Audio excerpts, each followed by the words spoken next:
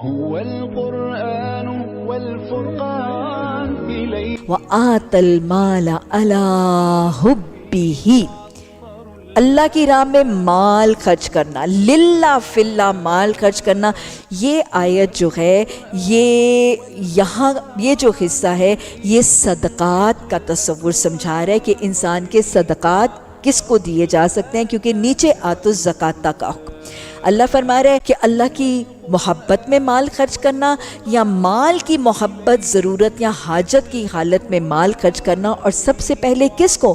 ذوی القربا، ذوی القربا رشتہ داروں کو، قرابت داروں کو، رحم کے رشتوں کو مال دینا. ہاں یاد رکھیے گا، اگر رحم کے رشتے، قرابت دار زکوٰۃ اور صدقات کے مستحق اور حاجت مند ہیں تو پھر سب سے پہلا زکوٰۃ اور صدقات پر حق ان کا ہے.